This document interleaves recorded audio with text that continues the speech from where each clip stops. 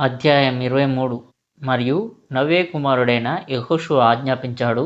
3వ నెల 16వ దినమున షీలోలో ఎలోహిం యాహ్వే సన్నిధిలో జనులందరూ వారి భార్యలతోనూ పిల్లలతోనూ కూడి వచ్చినప్పుడు యెహోషువ వారితో ఇట్లనెను: ఓ ఇశ్రాయేలీయులారా వినుడి. హోరేబులో యెహోవా మన పితరులతో నియమించిన ఈ ధర్మశాస్త్ర నిబంధనను మీతో చేయుదును. కావున ఈ రాత్రి మీరు ఇక్కడ నిలిచి చూడుడి. ఆ రాత్రి ప్రజలు అక్కడ వేచి ఉండగా ఎలోహిం యెహోషువకు దర్శనంలో కనిపించి ఇలా అన్నాడు: ఈ మాటలన్నింటి ప్రకారం నేను ఈ ప్రజలకు చెబుతాను.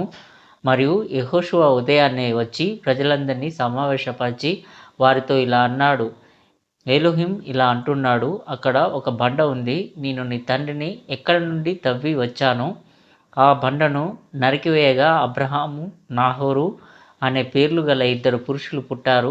ఆ స్థలంలోని చెక్కతో చేసిన చెక్క నుండి సారా, మిల్కా అనే పేర్లు గల 2 స్త్రీలు పుట్టారు.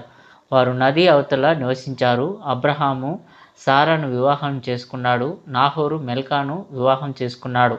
ఆ దేశ ప్రజలు తమ సొంత కుట్రల ప్రకారం దారి తప్పినప్పుడు అబ్రహాము నన్ను నమ్మాడు మరియు వారి వెంట దారి తప్పలేదు. నేను అతన్ని అగ్ని నుండి రక్షించి అతన్ని తీసుకొని కానాను దేశమంతటికి తీసుకువచ్చాను. నేను అతనితో ఒక దర్శనములో ఇలా అన్నాను: నీ సంతానము ఈ దేశమును నేను ఇత్తునా అని ఆయన నాతో చెప్పెను. అప్పుడు ఆయన నాతో ఇట్లనెను: ఇదిగో, ఇప్పుడు నీవు నాకు భార్యను ఇచ్చావు. ఆమె గొడ్రాలు మరియు మూసి ఉన్న ఆ గర్భంలో నాకు విత్తనం ఎలా వచ్చును? మరియు నేను అతనితో ఇట్లంటిని: నా కోసం 3 సంవత్సరాల దూడను, 3 సంవత్సరాల మేకను, 3 సంవత్సరాల పొట్టేలును, ఒక తెల్ల గువ్వను, ఒక పావురాన్ని తీసుకురా. నేను ఆజ్ఞాపించినట్లు అతను వాటిని తీసుకున్నాడు. మరియు నేను అతనికి నిద్ర పంపి భయంతో అతన్ని చుట్టుముట్టి నాకు వ్యతిరేకంగా పాపం చేసిన వారి క్రియలకు ప్రతీకారం తీర్చుకునే అగ్నిస్థలం అతనికి మరియు నాపై నమ్మకం ఉంచిన నీతిమంతులు జ్ఞానోదయం పొందే అగ్ని జ్వాలను నేను అతనికి చూపించాను. మరియు నేను అతనితో ఇట్లంటిని: ఇవి నాకును నీకును మధ్య సాక్ష్యంగా ఉండును. దానికి నేను మూయబడిన గర్భబీజమును నీకు ఇచ్చేదను మరియు నిన్ను పావురంతో పోల్చుదును. ఎందుకంటే నీ కుమారులు నా సన్నిధిలో కట్టబోవు పట్టణమును నీవు నాకు పొందితివి. కానీ తెల్ల గువ్వను, పావురమును నీలో పుట్టబోవు ప్రవక్తలతో పోల్చుదును మరియు పొట్టేలును నీలో పుట్టి నీ కుమారులకు జ్ఞానం కలుగజేయు జ్ఞానులతో పోల్చుదును. కానీ దూడను నీ ద్వారా వృద్ధి చెంది జనముల సమూహంతో పోల్చుదును. మరియు ఆడమేకను నేను వారి గర్భాలను తెరిచి వారి కనునట్లు చేయు స్త్రీలతో పోల్చుదును. నేను నా మాటలను అతిక్రమించనని ఇవి మన మధ్య సాక్ష్యముగా ఉండును.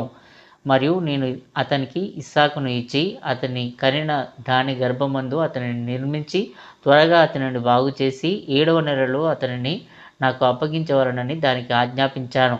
మరియు దీని కొరకు 7వ నెలలో ప్రసవించే ప్రతి స్త్రీకి ఆమె బిడ్డ బ్రతుకుతాడు. ఎందుకంటే నేను అతనిపై నా మహిమను పిలిచాను మరియు నూతన యుగాన్ని చూపించాను. మరియు నేను ఇస్సాకుకు యాకోబును, ఏశావును ఇచ్చాను. మరియు ఏశావుకు శేయీరు దేశాన్ని వారసత్వంగా ఇచ్చాను. మరి యాకోబు మరియు అతని కుమారులు ఐగుప్తుకు దిగిపోయారు. మరియు మీకు తెలిసినట్లుగా ఐగుప్తీయులు మీ తండ్రులను అణగదొక్కారు. మరియు నేను మీ తండ్రులను జ్ఞాపకం చేసుకున్నాను. మరియు నా స్నేహితుడైన మోషేను పంపించి వారిని అక్కడ నుండి విడిపించి వారి శత్రువులను ఓడించాను. నేను వారిని ఎత్తైన చేతితో బయటికి తీసుకువచ్చి ఎర్ర సముద్రం గుండా నడిపించాను. మేఘాన్ని వారి కాళ్ళ క్రింద ఉంచి వారిని అగాధం గుండా బయటకు తీసుకువచ్చి సీనా పర్వతం కిందకు తీసుకువచ్చాను. నేను ఆకాశాన్ని వంచి వచ్చాను. నేను అగ్నిజ్వాలను చల్లార్చి అగాధ జలాల ఊటలను ఆపివేసి నక్షత్రాల గమనాన్ని అడ్డుకున్నాను. ఉరుముల శబ్దాన్ని అణిచివేశాను. గాలిని అణిచివేశాను. మేఘాల సమూహాన్ని గద్దించాను. వాటి కదలికలను ఆపాను. సైన్యాల తుఫానును ఆపాను.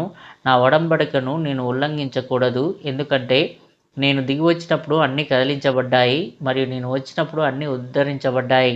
మరియు నా ప్రజలు చెల్లాచెదరుగా ఉండడానికి నేను అనుమతించలేదు.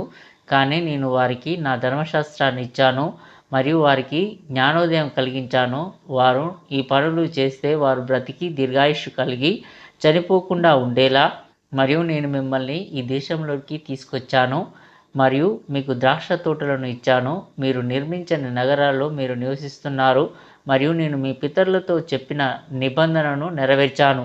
కాబట్టి మీరు మీ తండ్రులకు విధేయులై ఉండిన ఎడల నేను నిత్యం మీ యందు నా హృదయమును నిలుపుదును, మిమ్మల్ని కప్పివేయుదును. మీ శత్రువులు ఇక మీతో యుద్ధం చేయరు. మీ దేశము లోకమంతట ప్రసిద్ధి పొందును. మీ సంతానం మధ్యను ఎన్నుకొనబడును. ప్రజల గురించి వారు ఇలా అంటారు, ఇదిగో నమ్మకమైన ప్రజలు, వారు ఏలోహిం యాహ్వేను నమ్మారు కాబట్టి ఏలోహిం వారిని విడిపించి నాటాడు. కాబట్టి నేను మిమ్మల్ని ఒక అందమైన ద్రాక్ష తోటగా నాటుతాను మరియు ప్రియమైన మందగా మిమ్మల్ని పరిపాలిస్తాను.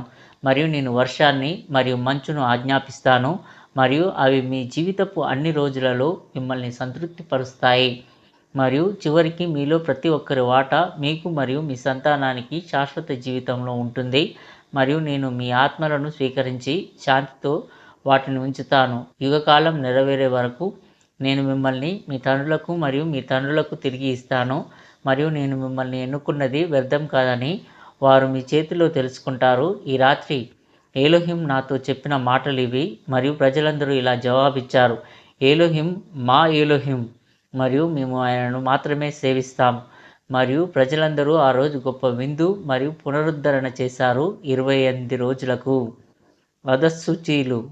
ఆదికాండం 15లోని దర్శనం ఇక్కడ అబ్రహాం భవిష్యత్తు స్థితి యొక్క వెల్లడిని పొందే సందర్భం.